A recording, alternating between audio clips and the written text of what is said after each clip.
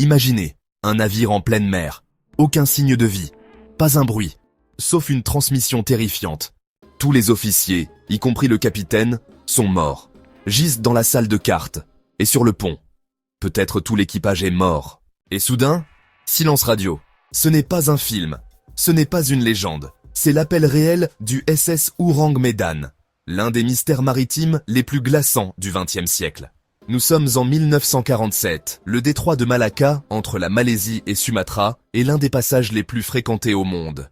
Plusieurs navires captent un SOS, mais celui-ci est différent, étrange, inhumain. Plusieurs navires captent un SOS, mais celui-ci est différent, étrange, inhumain. Un message confus, entrecoupé de silence, puis un dernier souffle désespéré. Je meurs.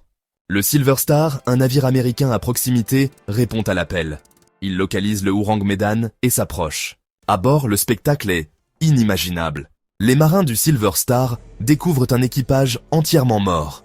Pas de sang, pas de blessures, juste des corps figés dans la terreur.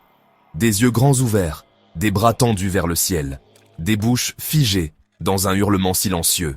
Même le chien du bord est mort, la gueule ouverte, les crocs sortis, comme s'ils avaient vu quelque chose qu'ils n'auraient donc jamais dû voir. Les marins du Silver Star décident de remorquer le navire.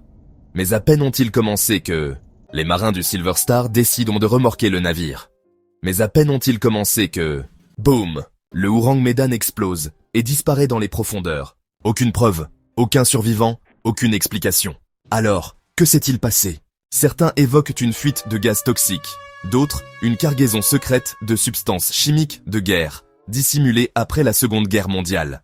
D'autres encore parlent de phénomènes paranormaux. Une chose est sûre, aucun registre maritime officiel ne mentionne le SS Ourang Medan. Était-ce un navire fantôme, au sens propre, ou un secret militaire si dangereux qu'il a été effacé de l'histoire? Ce mystère n'est pas isolé. En 1872, le Marie Céleste est retrouvé à la dérive, intact, mais sans équipage. Le HMS Terror, disparu pendant 170 ans, refait surface prisonnier des glaces de l'Arctique. En 1872, le Marie Céleste est retrouvé à la dérive, intact, mais sans équipage.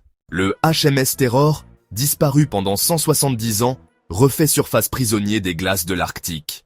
La mer a ses fantômes, mais l'Ourang Medan reste unique. Il ne nous a pas laissé de traces, juste une question qui dérange. Et si cet appel à l'aide ne venait pas de l'équipage? Et si ce n'était pas humain? Qui appelait? Abonnez-vous si vous aimez les histoires qu'on préférerait ne jamais découvrir. Et souvenez-vous, certains secrets coulent pour ne jamais remonter.